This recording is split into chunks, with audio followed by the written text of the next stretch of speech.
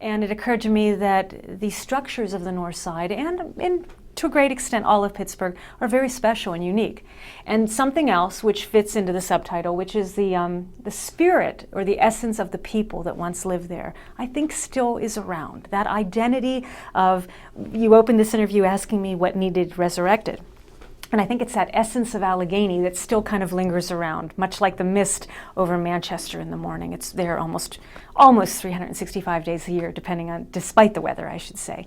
I think there's a lingering presence of Allegheny that's beckoning, or could beckon, the North Side, modern North Siders, to better consider their home and their community, and what they might do to make it into as strong a community as it was back in the day with Allegheny. Are you a native of Pittsburgh? I'm a native of the east end of Pittsburgh, the Penn Hills, Verona area, East Hills area.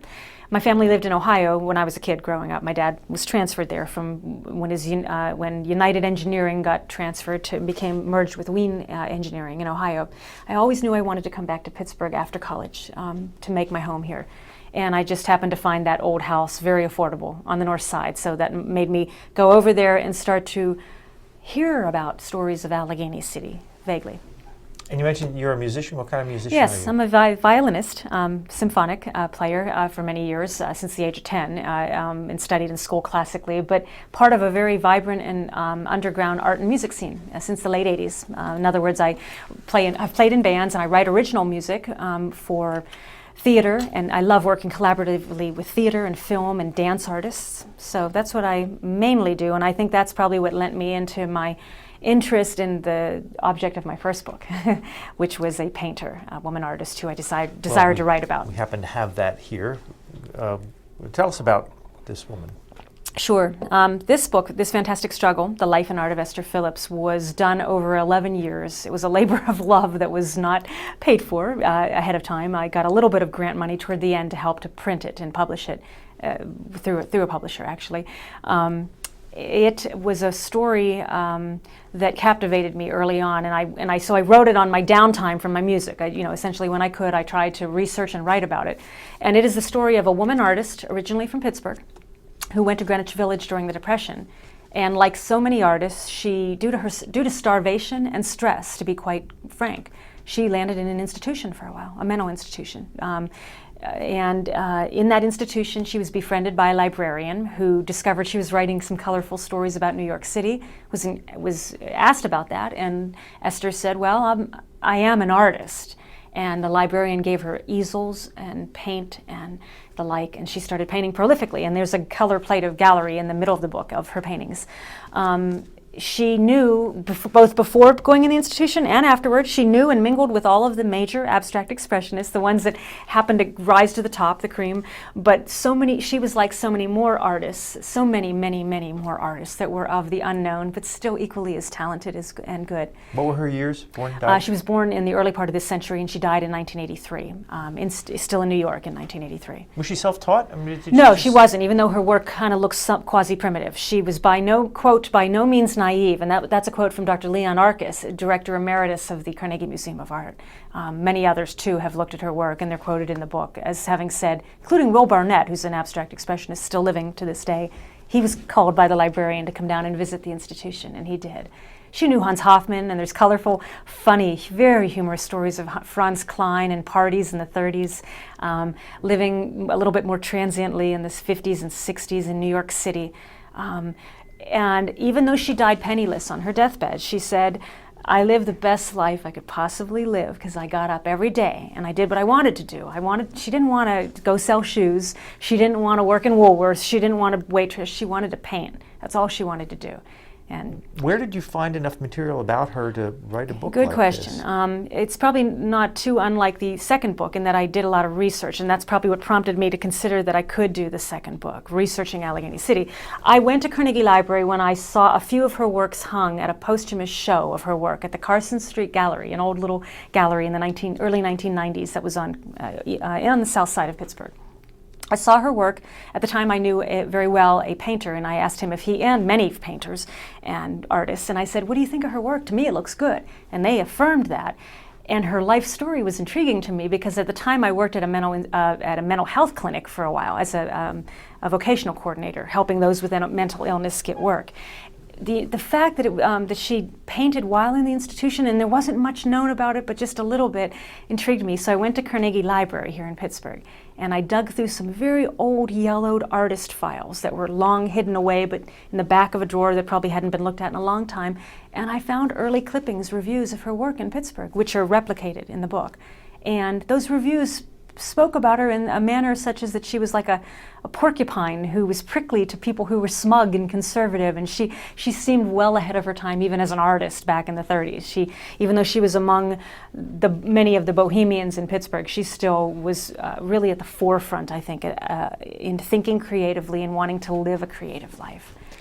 If someone wants to see paintings of hers, are they on display? They're really not. There are some people in Pittsburgh. One in particular who was a wonderful friend of really what was family to her more than family of origination. Her best friend, who then died without any children and without being married, left the paintings to this man who's been a kind spirit to kind of collecting some of her work, and he has some of it. But no, there's not been any organized means by which to see it. I did try to get the Carnegie Museum of Art to take a little bit of attention, especially because I know that in the bowels of that institution they have some of her work, but to this day, to no avail. Were you able to see them? I mean, can you call up the museum and say, I know you have these in your collection? I saw a few that they had take you down to the basement? Yeah, well, they didn't know where the ones were in the basement, and that's part of the problem. But in the horizontal files along the administrative offices, they did have a few that were there, and I did see them. I also saw them, many, from visiting old artists in New York that had her work. That book is done again over 11 years in both the turf of Pittsburgh and in New York City, and there's some amazing things that I found along the way that I think speak nothing about so much about my ability to do that research, but about the fact that it was almost synchronicity, to stumble upon artists in Pittsburgh that once knew her, that never knew me, and that never even knew Pittsburgh until after they met Esther in Greenwich Village. Whole chapters of which opened up her life to me. Another interesting quick story is that when I went to New York City to follow what I thought was a tangential lead on a long 8.5 by 11 paper that I was so ready to scratch off and just get on to the next thing, I went to the New York Public Library because somebody named Jerry Hughes supposedly donated his works to the New York Public Library, and he was a good friend of Esther's. I thought, I don't think it's going to happen, but I went to the New York Public Library, and there was a little woman, very short woman with a heavy Brooklyn accent, and I went up to her and I said, "You say the public works are here of donated items, but I'm not finding this guy's name. Can you help me?" She looked at me and she looked at the paper, and then she turned her back to me. She started typing up some stuff, and then a long sheet of paper came spitting out of her printer. She ripped it up and came over to me very briskly and said, "You have no patience." And here I had been already researching for 5 years or so without any compensation. And I looked down and I was startled to see that what was on that paper was that a woman named Eugenia Hughes, Jerry, had donated 9 boxes of works, of diaries, artwork included, and so much galore, including letters written back and forth from the institution. I mean, it was amazing, and so that is all included in the book. Esther Phillips diaries? Actually, no, Eugenia Hughes diaries, but letters from Esther Phillips to Eugenia and vice versa. I also have all of Esther Phillips' institution records in that book because I was, poor artist that I was, trying to get a lawyer to help me to acquire them, being that she had no family and she was long deceased, 10 years or so deceased by then. I got a volunteer lawyer for the arts to fight for me in New York, and they won the case. And the institution, by the way, was so much behind wanting to give them to me as well, but they had to do it formally. So they were sent to me one winter day back in '94 or so, and I sat in my attic and on the floor and just looked through the boxes galore of the institution records and was shocked and surprised at what I found about her life. And so those are all in the book as well. Was there much reaction to this book when it came out? Yeah, it's done very well in southwestern PA. And ironically enough, of the 2 books, I should say, looking at them both together, the second one has been, The Resurrecting Allegheny City, has been a bestseller. It's sold out after 4 weeks. I never would have expected that with that book. Not that it's not done as well and a quality book, but it's a regional title, and I just thought there's only probably so much interest. That's the problem. There's tremendous interest with a regional title about local history. That's not a problem. It's actually a wonderful blessing for me. And I probably I'm soon going to be going into 3rd printing for it. But the first book is actually a book that is a wonderful story. It's creative nonfiction. It's totally factual, but it's woven together, I think, in a manner very well done, with the fact that I had at my disposal so many great items. And I would love to get a national push for Fantastic Struggle. It also would make a great movie, and but I have yet to have had the time and energy to pursue that. The publisher went bankrupt, and to be honest with you, I had to do all of the marketing and publicity for it on my own anyway. And being an independent performing artist, I've learned how to well do that.